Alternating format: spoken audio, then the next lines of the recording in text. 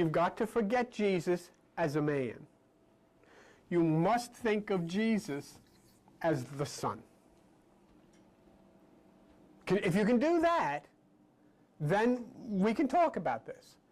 If you're going to hold on to Jesus as a man, we can't, because it doesn't come out of it. That's the mythological part.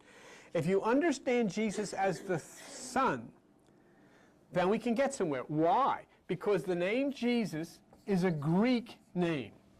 The fact that the Jewish Messiah has a Greek name should tell you that you might want to think in different ways about who this is. Okay?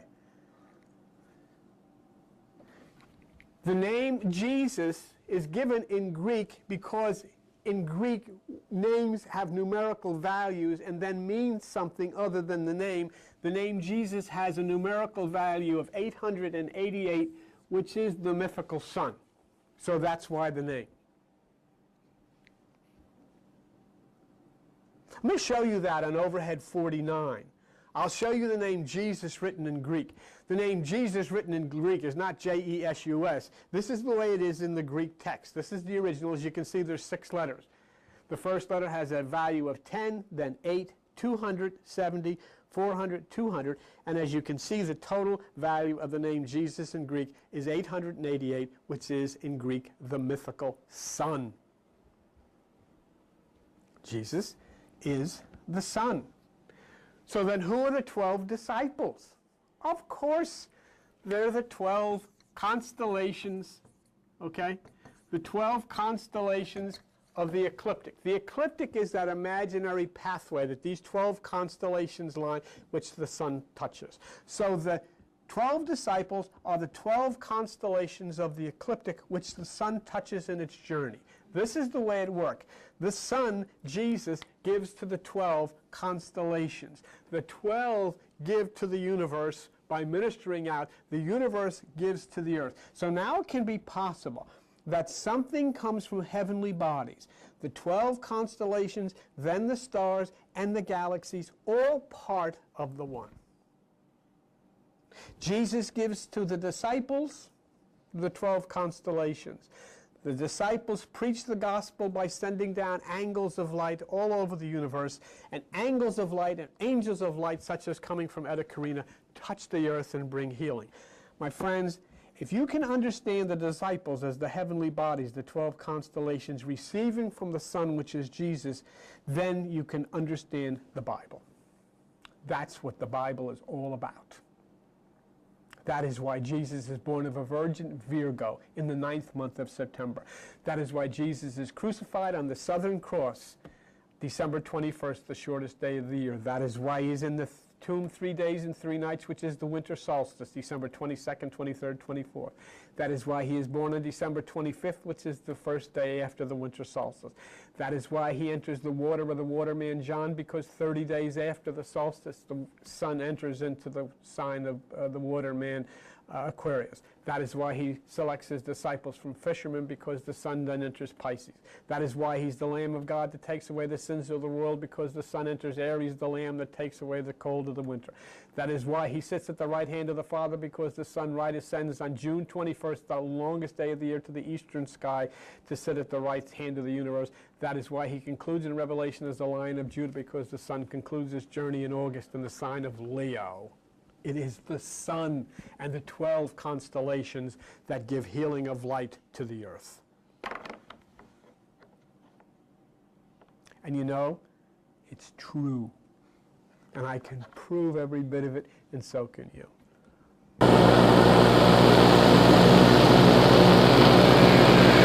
The very word secrecy is repugnant in a free and open society. And we are, as a people, inherently and historically opposed to secret societies, to secret oaths, and to secret proceedings. For we are opposed around the world by a monolithic and ruthless conspiracy that relies primarily on covert means for expanding its sphere of influence, on infiltration instead of invasion, on subversion instead of elections, on intimidation instead of free choice, on guerrillas by night instead of armies by day. It is a system which has conscripted vast human and material resources into the building of a tightly knit, highly efficient machine that combines military, diplomatic, intelligence, economic, scientific, and political operations. Its preparations are concealed, not published. Its mistakes are buried, not headlined. Its dissenters are silenced, not praised. No expenditure is questioned, no rumor is printed, no secret is revealed.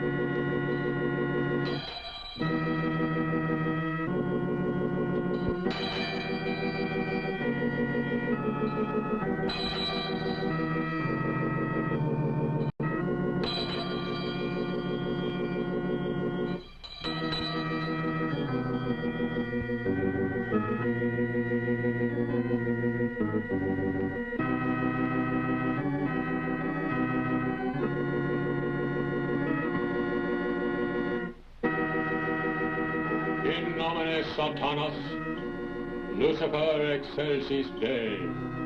In the name of our most exalted God, Satan, Lucifer, I command thee to come forth. Come forth, and bestow these blessings of hell upon us. Come forth by these names.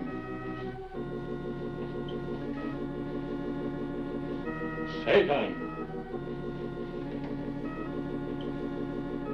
Lucifer, Belial, Leviathan, Shemham-Parash, Hail, Satan! Hail, Satan!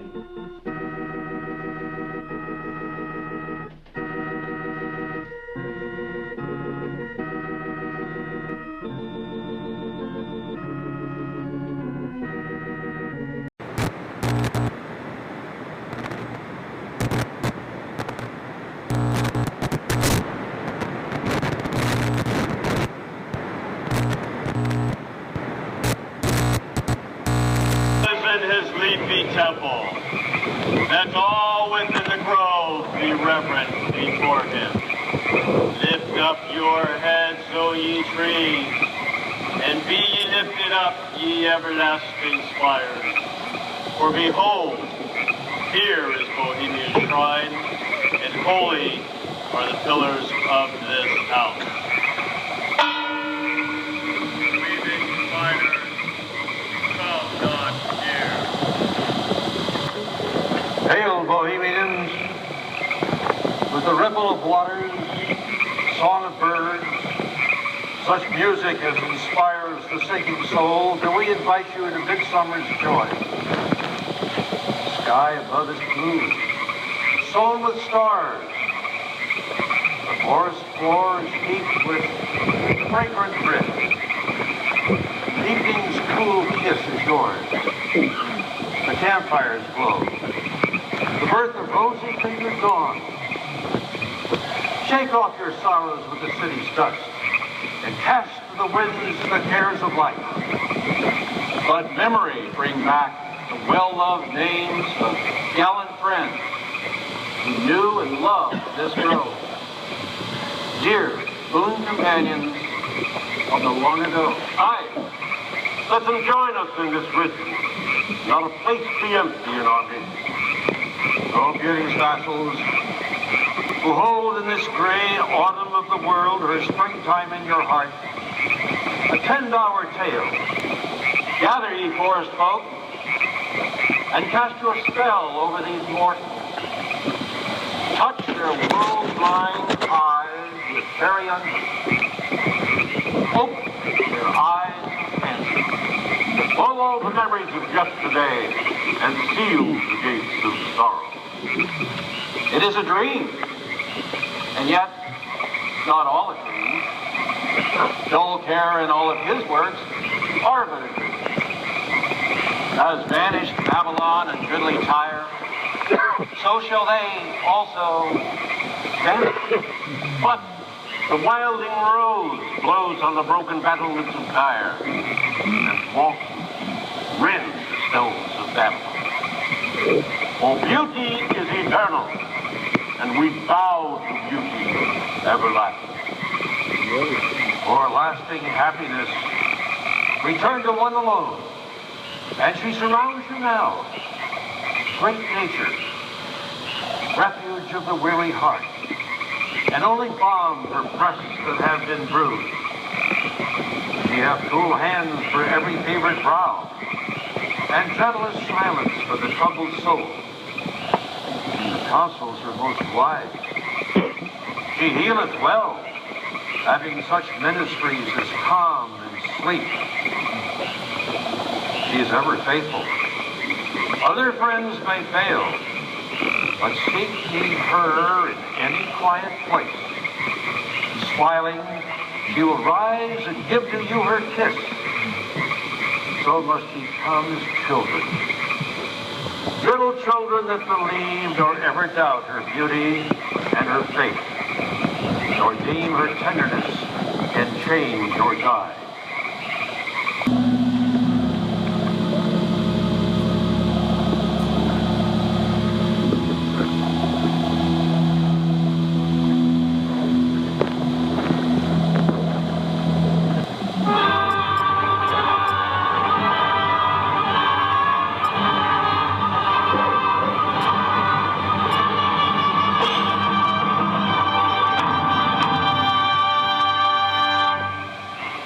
Bohemians and priests, the desperate call of heavy hearts is answered by the power of your fellowship.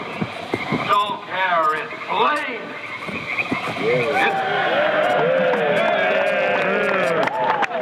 His body has been brought yonder from the funeral pyre to the joyous pipings of a funeral march.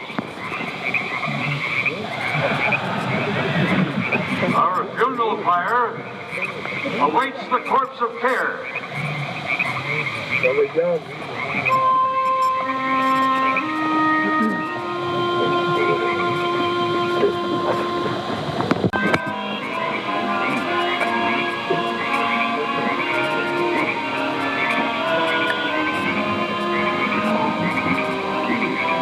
O thou, thus buried across the shadowy tide, in all the ancient majesty of death, dull care, arch enemy of beauty.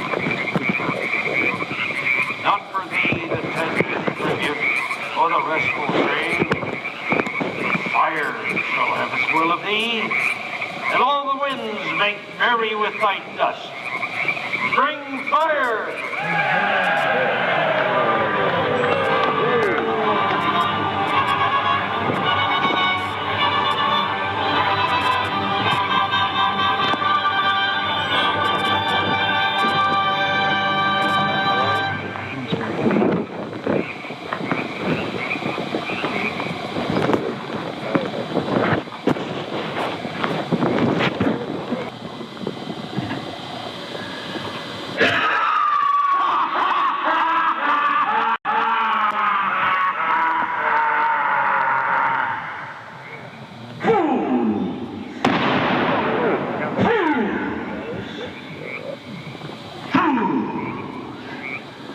When will ye learn that me ye cannot slay?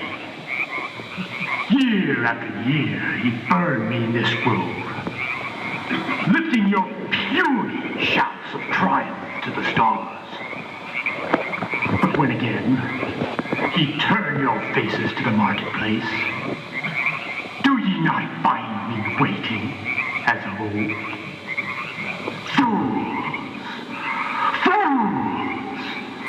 Fools to dream ye conquer care. Nay, thou mocking spirit, it is not all a dream. We know thou waitest for us when this our sylvan holiday has ended. We shall meet thee and fight thee as of old, and some of us prevail against thee, and some thou shalt destroy. But this too we know. Year after year within this happy grove, our fellowship bans thee for a space. Thy malevolence which would pursue us here has lost its power under these friendly trees. So shall we burn thee once again this night, and in the flames that eat thine effigy, we shall read the sign, Midsummer sets us free. Ye shall burn me once again!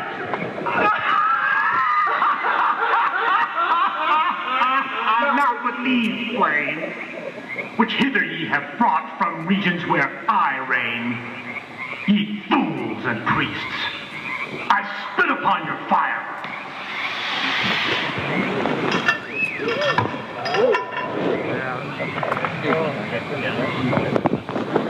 Wow. Great Son of all mortal wisdom, Owl of Bohemia, we beseech thee, grant us thy counsel.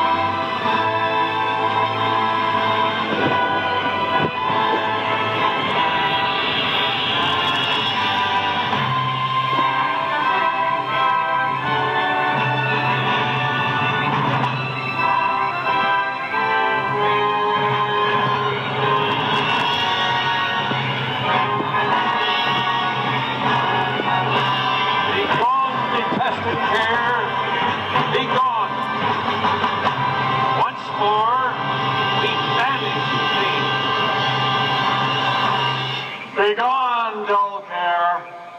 Fire shall have its will of thee. Begone, dull care. And all the winds make merry with thy doubts. Hail, fellowship's eternal flame.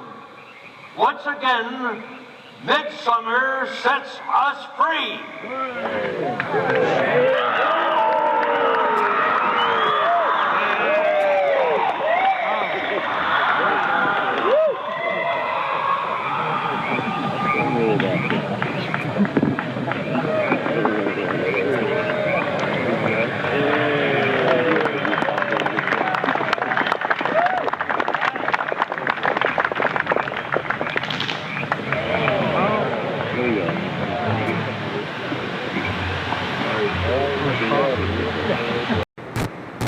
Oh Lord, it's pigs. They do kind of smell like bacon. Oh Jesus, look at this. Look at that one.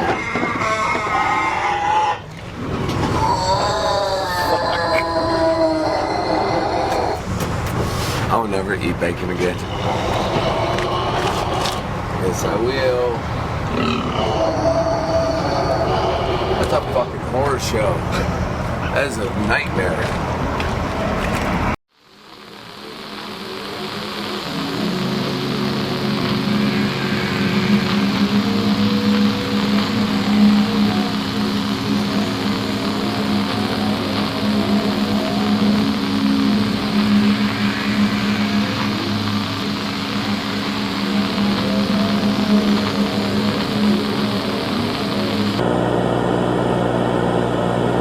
It's the land of great adventure. Now, who are you?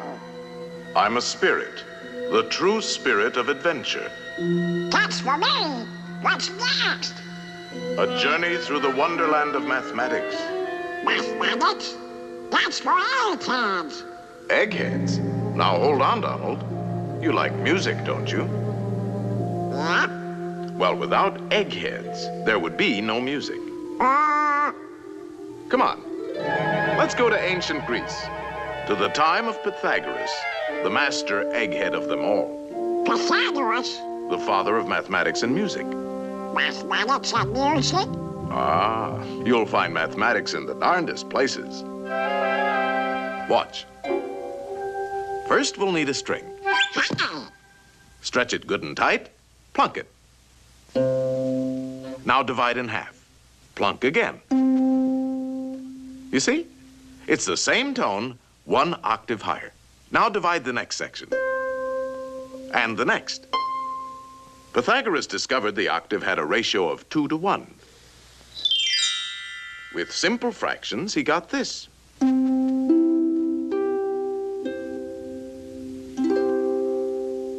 And from this harmony in numbers developed the musical scale of today.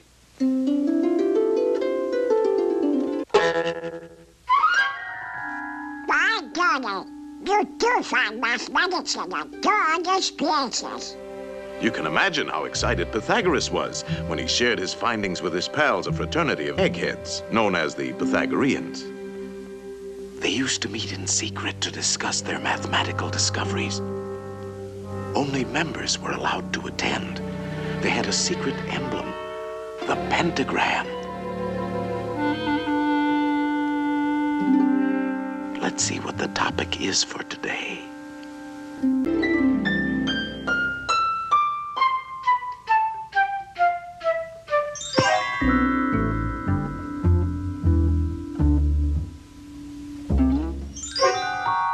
Pythagoras, boy, put it down. Well, I'll be a frustrated kid. It was our old friend Pythagoras who discovered that the pentagram was full of mathemagic. The 2 shorter lines combined exactly equal the third. And this line shows the magic proportions of the famous golden section. The second and third lines exactly equal the fourth. Once again, we have the golden section. But this is only the beginning. Hidden within the pentagram is a secret for creating a golden rectangle, which the Greeks admired for its beautiful proportions and magic qualities. The star contains the golden rectangle many times over.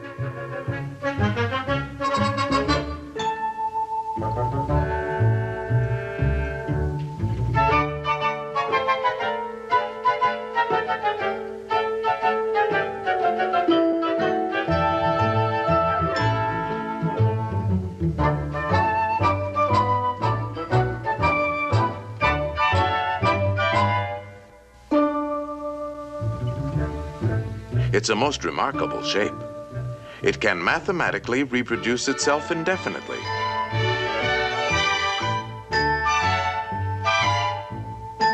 All these rectangles have exactly the same proportions.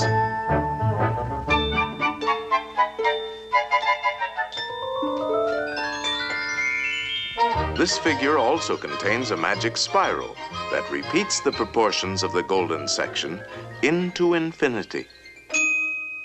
To the Greeks, the golden rectangle represented a mathematical law of beauty. We find it in their classical architecture. The Parthenon, perhaps one of the most famous of early Greek buildings, contains many golden rectangles.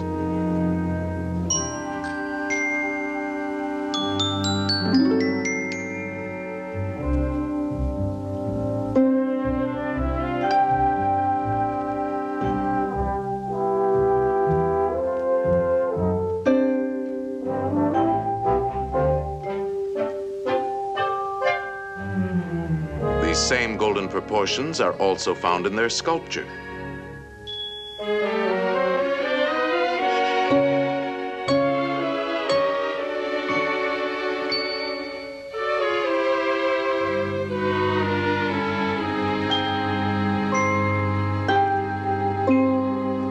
In the centuries that followed, the golden rectangle dominated the idea of beauty in architecture throughout the Western world. The Cathedral of Notre Dame is an outstanding example. The Renaissance painters knew this secret well.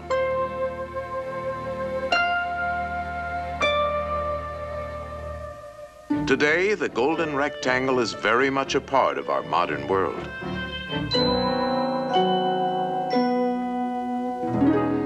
Modern painters have rediscovered the magic of these proportions.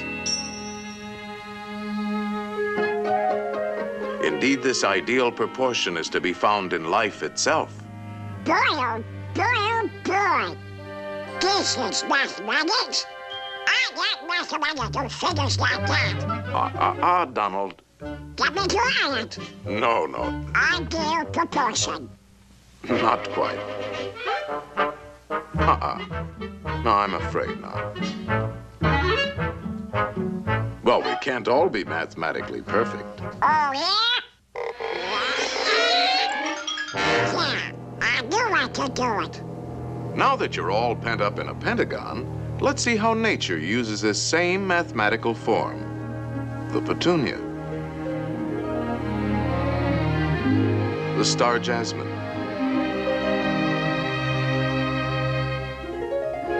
the starfish,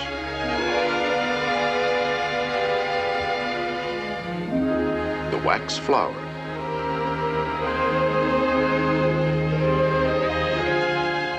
there are literally thousands of members in good standing in nature's Pythagorean Society of the Star.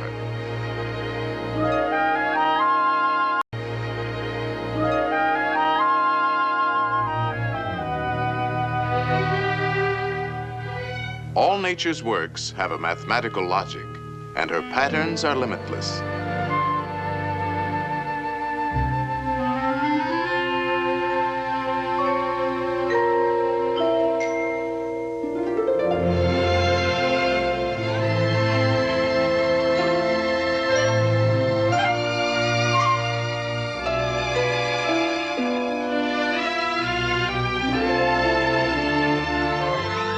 The magic proportions of the golden section are often found in the spirals of nature's designs.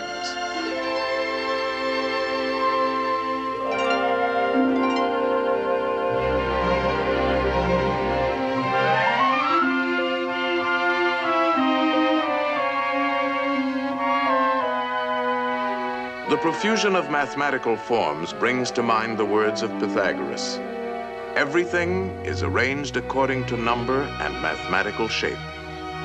Yes, there is mathematics in music, in art, in just about everything.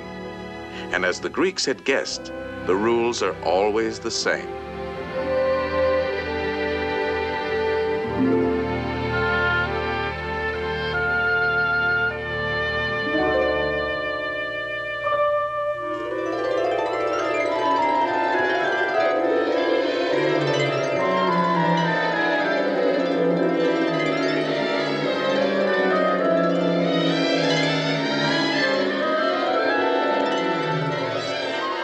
Well, Donald, did you enjoy your geometrical journey? Gee, Mr. Spirit, there's a lot more to mathematics than 2 times 2.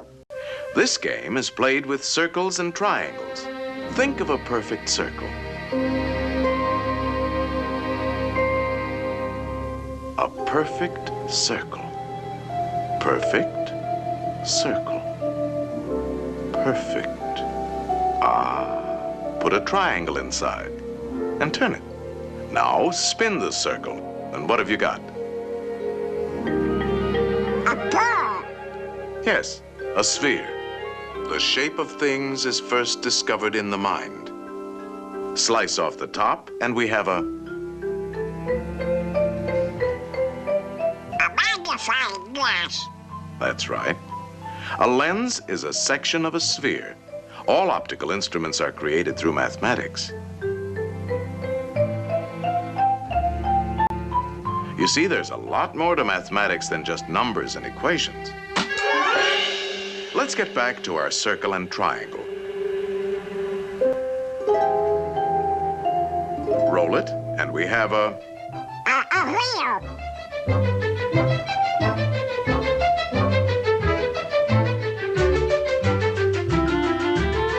The The circle has been the basis for many of man's important inventions.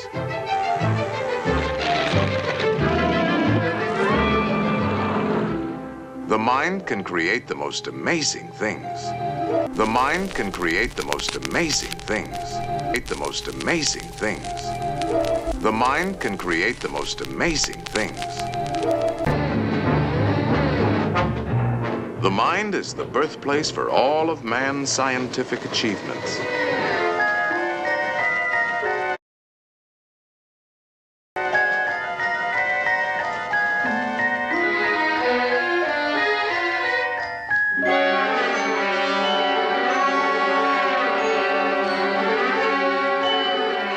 The mind knows no limits when used properly. Think of a pentagram, Donald. Now put another inside, a third, and a fourth. No pencil is sharp enough to draw as fine as you can think, and no paper large enough to hold your imagination. In fact, it is only in the mind that we can conceive infinity. Mathematical thinking has opened the doors to the exciting adventures of science. I'll be doggone. I've never seen so many doors before. Each discovery leads to many others, an endless chain. What's the matter with these doors? Hey! These doors won't open. They're locked. Of course they are locked. These are the doors of the future, and the key is... Mathematics. Right. Mathematics. The boundless treasures of science are locked behind those doors. In time, they will be opened by the curious and inquiring minds of future generations. In the words of Galileo, mathematics is the alphabet with which God has written the universe.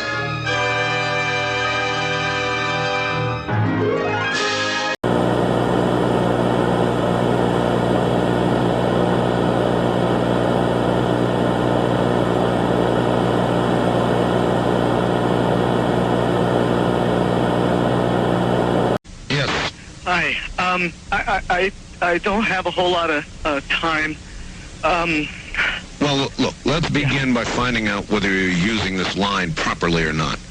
Area 51. Yeah, that's right. Were you an employee or are you now? A former employee. Former employee. I was let go on a medical discharge about a week ago, and I've kind of been running across the country. Oh man, I don't know where to start. They're gonna they'll triangulate on this position really soon. So you can't spend a lot of time on the phone. So give us something quick. Okay. Okay. What we're thinking of as aliens are they're extra-dimensional beings that an earlier precursor of the space program made contact with. They are not what they claim to be. They have infiltrated a lot of aspects of the military establishment, particularly the Area 51. The disasters that are coming, the military, I'm sorry, the government knows about them, and there's a lot of safe areas in this world that they could begin moving the population to now, Art. But they're not doing anything. They are not. They want the major population centers wiped out so that the few that are left will be more easily controllable. Discharge.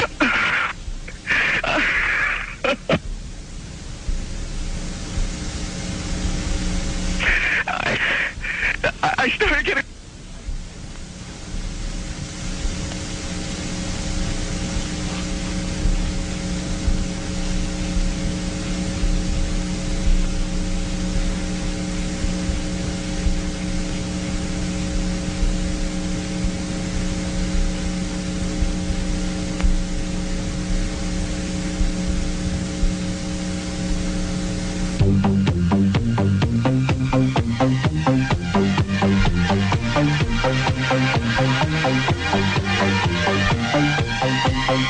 In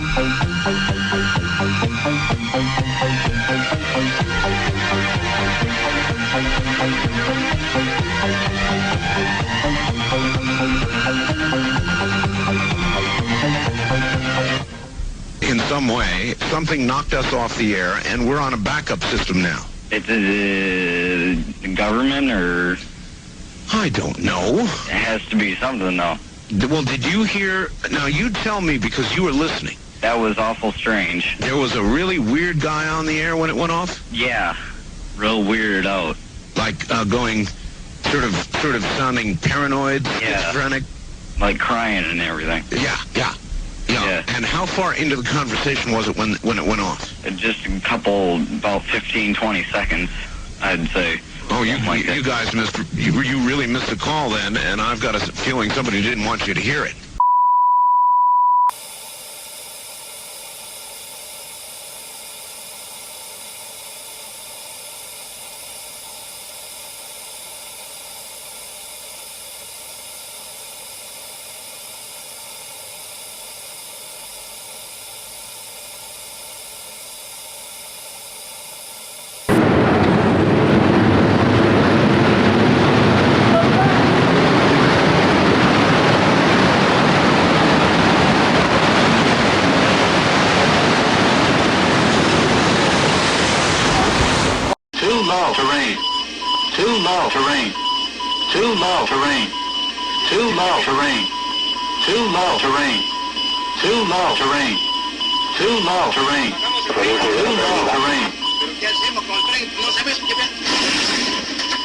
Estamos impactando en agua. Dale, me ríe. Too low terrain. Too low terrain. Too low terrain. Too low terrain. Too low terrain. Too low terrain. Nos vamos a invertir. What world order? The Westphalian peace that you talk about, where states respect each other's territorial integrity, balance each other out, don't interfere. You look at ISIL, which crosses national boundaries. You look at the United States bombing in Syria to stop ISIL, which helps protect the Syrian dictator we want out. You have Afghanistan, which you describe really less as a country than a group of tribes whose central mode of power is resentment and vengeance. Can you look at the world today and actually say, yeah, something like a world order is either possible or still extant, or is that an old concept that is simply not applicable today? Well, first of all, I agree with you that there is no world order today. And perhaps if I tell you what induced me to write the book, I was having dinner with a friend, professor at Yale, and I was discussing various ideas I had for writing a book, most of which had to do with historical episodes or personalities. And he said, "You've written a lot of history. Why don't you write something about what concerns you most at the moment?" And what concerned me most at the moment is the absence of world order. The fact that for the first time in history, different regions of the world are interacting with each other. In the classical period, the Roman Empire and the Chinese Empire existed without any significant knowledge and acted without any reference to what the other were doing. So the reality of the present period is that different societies with different histories are now parts of a global system, but that they don't have an agreed concept of world order. So I began with the Westphalian peace for two reasons. Because that is the only formal system of world order that has been devised. And because it was the dominant system in Europe, and because the Europeans, as part of the imperialism, brought it around the world as a concept.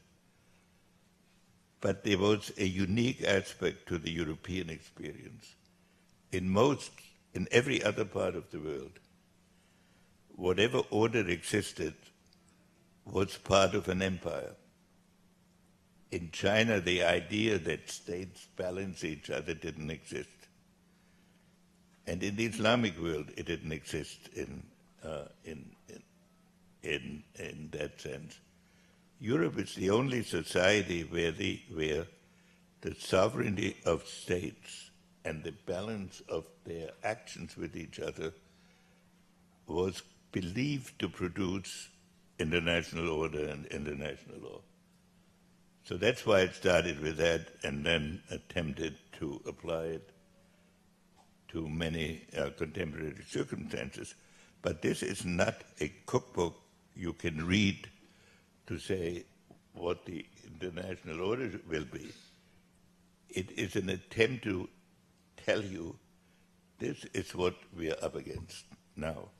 This is the challenge we have, and here are some ways of looking at it.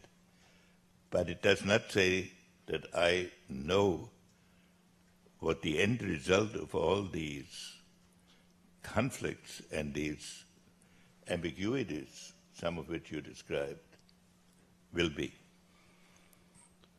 What I'm getting at is the Westphalian peace, which is 1648, after a 30 years war.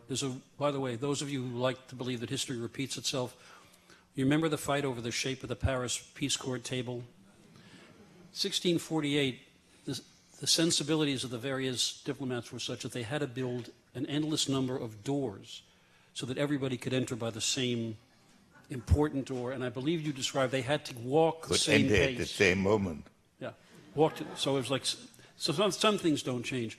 But I think the more relevant part, though, is it folly to look at a 360-year-old set of conferences involving one small part of the globe and think that it somehow has applicability to what we need in the 21st century, where you have an Islamist power that believes it is destined to rule the world. You may not have a Chinese empire, but you have a China that is reaching across the globe for resources.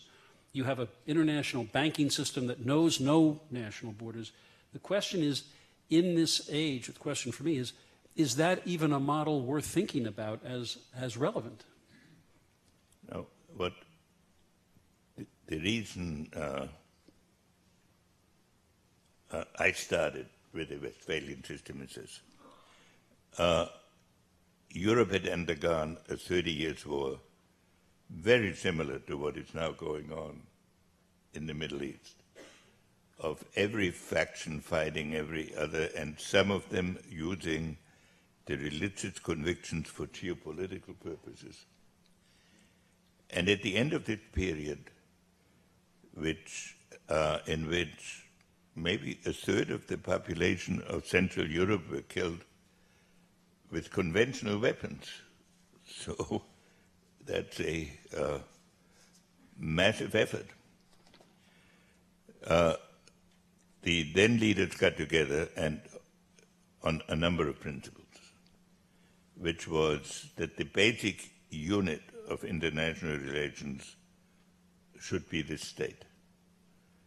That the state, that countries should not intervene in the domestic affairs of other states, and that the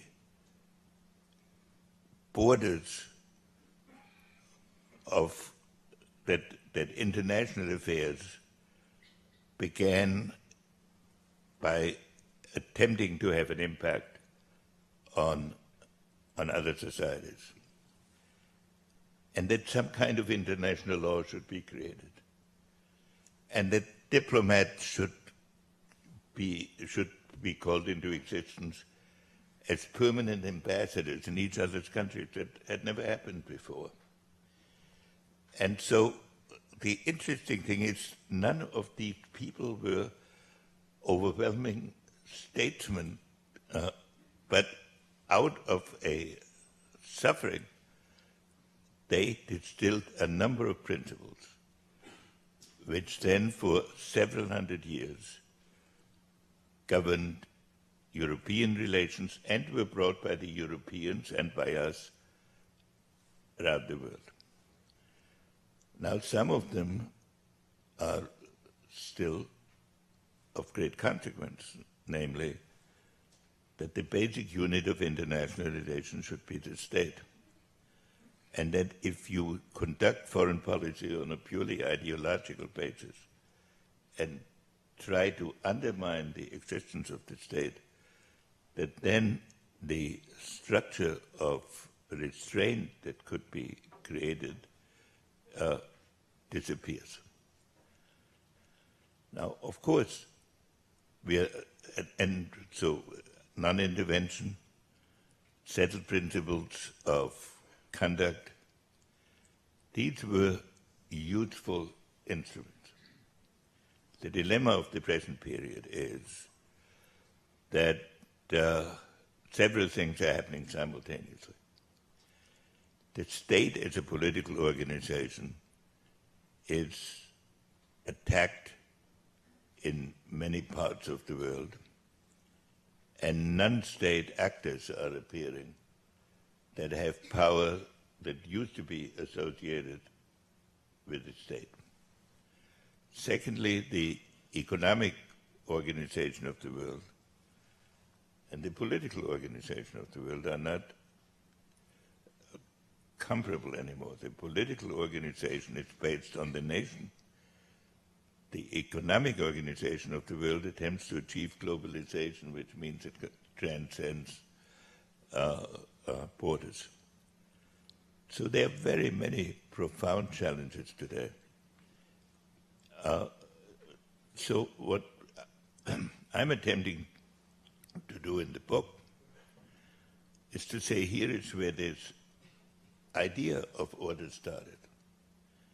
Sooner or later, we will come to some concept of order, because without it, there will be no principles to govern conduct, and there will be no restraint on the exercise of power. Now, how we get there, that is the big challenge, because for us in America, we have believed that our principles are the universal principles that everybody must accept. And I, as an individual, believe that they are universal principles. But how to relate this to other societies who have comparable views, that is one of the great challenges we face. But as you point out in your book, there are some forces that reject fundamentally the premise you've just outlined. The one that you point to with most alarm is Islamism, and particularly as the Iranian folks in charge practice that. If I read your book correctly, the people who really run around, the theocrats, Khamenei, believe that Islam is destined to rule the world, that it is the only legitimate way. So the idea of saying to Iran, if I read your book right, well, you won't interfere here, we won't intervene there, that's, at a basic level, that's un-Islamic. I mean, doesn't that pose a rather difficult challenge? That is the big internal debate that is now going on inside Iran. And the point I'm making, it's this: Iran at this moment has three historic models before it in its own history. The experience of being a nation state, pursuing normal or traditional nation-state actions, which is more or less what they did under the Shah and for 100 years before that.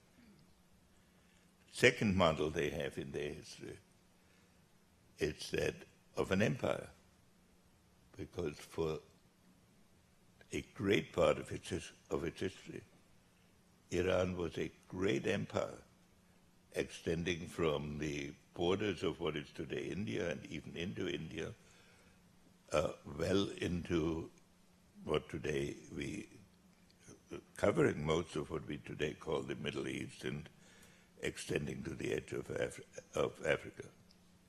And third, there's the experience of Khomeini, which you have correctly described, which is the view of the present theocracy, which is that the Islamic faith, it's the governing guide, should be the governing guide of Iranian policy, and that therefore the United States is a permanent enemy. And the view I express here and is that Iran has to make a choice. I mean, it doesn't have to announce a choice, but it has to make a perceptible choice which of these three models it is following. And one has to remember one other thing about Iran. Of all the countries that were conquered by Islam, Iran is the only one that did, in the Middle East anyway, the only one that did not give up its language, nor its culture, and that it maintained the Iranian culture and language. It did not adapt Arabic. So there is always a distinct feeling of something special about Iran.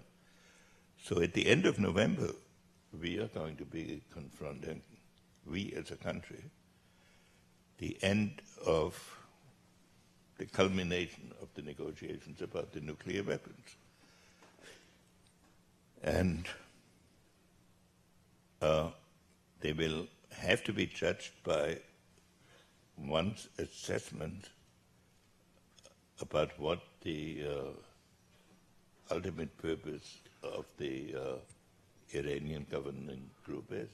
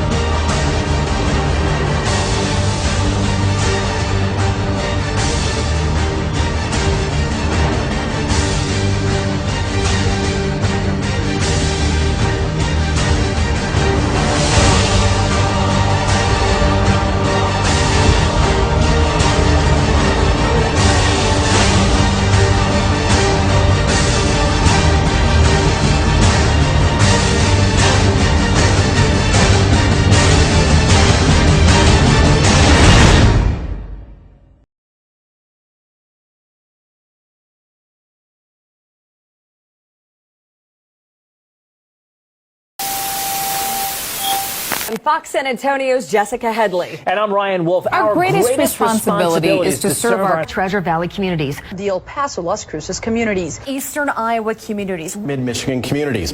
We are extremely proud of the quality, balanced journalism that CBS 4 News produces. But we are concerned about the trouble and trend of irresponsible, one-sided news stories plaguing our country. The sharing of biased and false news has become all too common on social media. More alarming, some media outlets publish these same fake stories without checking facts first. The sharing of biased and false news has become all too common on social media. More alarming, some media outlets publish these same fake stories without checking facts first. Unfortunately, some members of the media use their platforms to push their own personal bias and agenda to control exactly what people think, and this is extremely dangerous to our democracy.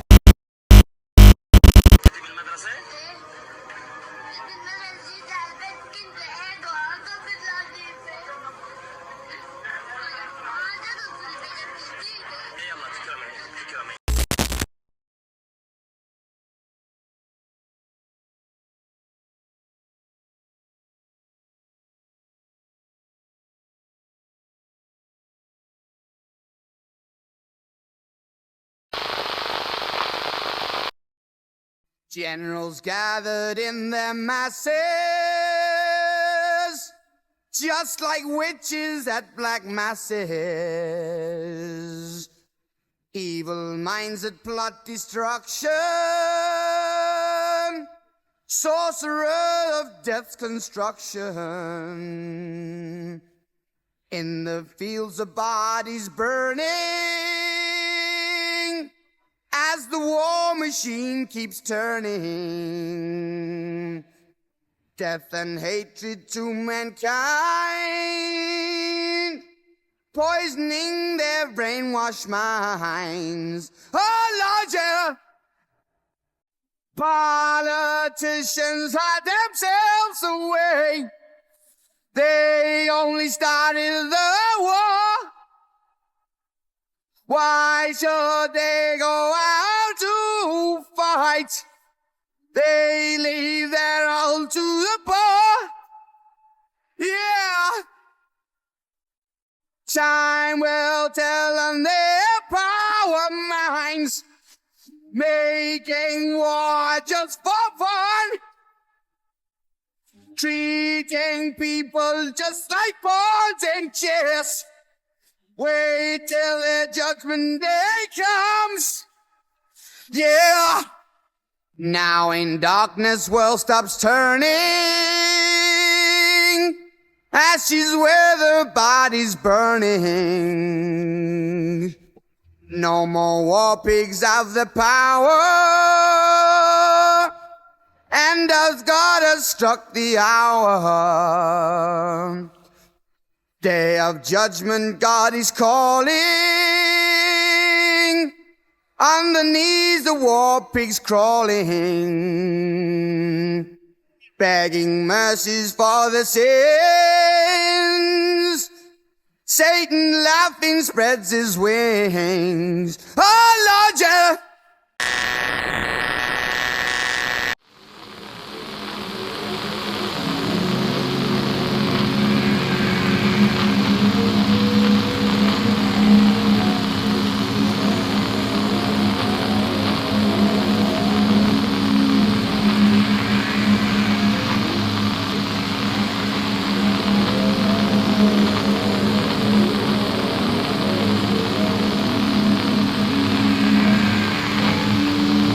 Inventions, power, black out the past. Forget the quiet cities. Bring in the steam and steel, the iron men, the giants. Open the throttle, all aboard, the promised land. Pillars of smoke by day, pillars of fire by night, pillars of progress. Machines to make machines, production to expand production. There's wood and wheat and kitchen sinks and calico, all ready-made in tons and carload lots. Enough for tens, thousands, millions, faster and faster, better and better. Needless to say, sold my soul. It's a dance with the devil. I'm the cure, real wrestle. It's a dance with the devil. I'm trapped if I could go back, I never would have rapped. I sold my soul to the devil, I'll never get it back. I just want to leave. Do you record while the bus is moving, or does it have to come to a stop? Yeah, well, sometimes they don't want to, and they're, Gaga, we can't get, the frequency's weird, and, it's sounding a little bit strange, and I'm like, if you don't get this right now, I swear to Lucifer, I'm gonna, I get a little bit mad. I sold my soul to the devil. I know it's a crappy deal. Lisa came with a few toys like a Happy Meal. Why is your hand over your eye? Because I'm a devil worshiper. What are you talking about? We're talking to David Gergen, and he has advised several presidents and, of course, has written quite a few books and is I would call you a political pundit or researcher? Commentary at Over the Hill, whatever. Okay. One last question. I read a Washington Times article many years ago where you had a comment about the organization, and then now it's been in the Wall Street Journal, it's been in a lot of different newspapers, and that's the Bohemian Grove. And back in, 1996, when you joined as a Clinton advisor, the Republicans were criticizing you. Oh, what about Bohemian Grove? And then you countered them by saying, "Hey, I don't run around in the woods naked." What did that mean? I don't know what quote you're referring to. I'm not aware of any quote like that. Listen, I am a happy member of the Bohemian Grove. I like the folks who come there, and it's really inappropriate for me to talk about the group beyond that. Thank you. Have you been there for the ceremony with the cremation of care? Frankly, I don't think that's something I need to talk to you about. Really? That's right. Well, I'm Alex Jones, and I snuck in there in 2000. I'm the guy that blew it wide open and got the video. It's been on national TV. Well, I disrespect you for that. You do? I do. But it's a lot of big public officials going in there. Don't we deserve to know? I don't know anything about you, and I don't know anything about your film. But if you go in there with an understanding, you violated that understanding by releasing that film, and I don't respect you for that. Really? But we have public officials. I'm sorry. You took an understanding when you went in there that you would not do that film. And did you have an understanding when you went in there? No. Did you crash it? Yes. Yeah, and it has no trespassing signs there too, doesn't it? No, they put them up after. Oh, I'm sorry. I just walked in. I'm sorry, sir. I've been there before. I know what the circumstances are, and I'm sorry you violated the understandings. That was not a gentlemanly thing to do. But what about the ritual? Is the ritual gentlemanly? Sir, everything. I don't owe you this comment. I know. I appreciate it. This is what's called ambush journalism, and I disrespect you for that as well. So thank you ever and goodbye. Been in the ritual? It's none of your damn business. Oh. The Bohemian Club. As you say, the Bohemian Club? That's where all those rich Republicans go up and stand naked against redwood trees, right? I've never been to the Bohemian Club, but you ought to go. It'd be good for you. Get some fresh air. Mr. Rothschild, how you doing, sir? Can you tell us what went on at the Bilderberg meeting this year? Sorry? Could you tell us what went on at the Bilderberg meeting this year? I didn't get that, actually, no. The Bilderberg? You weren't there? No. Not this year. What went on last year? No, I wasn't there last year. I think that was my cousin. Your cousin was there? Yeah, I think so. Okay. Do you have a couple minutes for us, Mr. Rothschild? We have a few additional questions. I was asking a question inside of, as I was saying that the Federal Reserve was one of these organizations. It's one of these organizations that a lot of people say is the source of engineering projects all across the world because it's a private thing that was started by your family. No, it's completely untrue. I was asked that earlier. It really isn't true. No. Jekyll Island? Jekyll Island, 1913, sir. I mean, but sir, just one thing. We could go on about how, your family committed all these acts against society, but we just want to let you know the New World Order has no legitimacy. And that we as a people are not afraid, and we are waking up to the robber barons and the big banksters who are looting this economy with the Federal Reserve. Well, 1991 closed-door meeting of fellow internationalists, billionaire and former CFR chairman David Rockefeller praised his media allies, but his confidence that his words would not leave the room was later broken. We are grateful to the Washington Post, the New York Times, Time Magazine, and other publications whose directors have attended our meetings and restricted their promises of discretion for almost 40 years. It would have been impossible for us to develop our plan for the world if we had been subject to the bright lights of publicity. But the world is now more sophisticated and prepared to march toward a world government. Rockefellers, come back. We don't want your New World Order, you know? Leave Chile right now. Leave Chile. You are not... You're killing a lot of people. You're killing a lot of people. Leave here. Leave Chile right now. Leave Chile. Leave Chile. We don't want your world government. Leave Chile right now. Leave Chile, okay? Leave Chile. Your family is the most disgusting in the world, you know? Leave here. Leave. You also, you're a traitor to Chile. Mr. Agustin Edwards, you're a traitor to Chile, okay? You're a traitor to Chile. What you're doing right now, okay? You know everything. You know everything.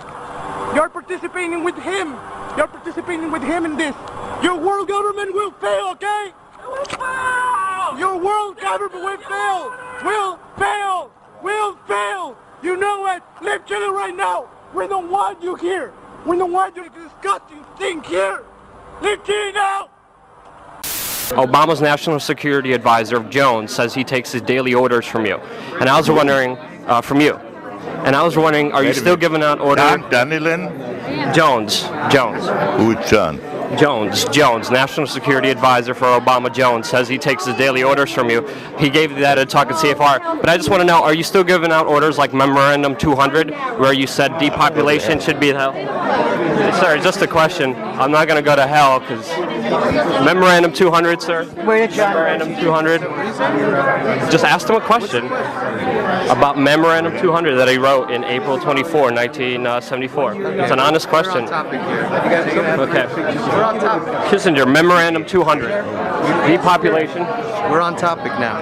We came here, we give you the access. If you want to burn bridges, you can do that. I don't want to burn any bridges. I wasn't disrespectful. I wasn't accusatory. It was a serious question. We're on topic.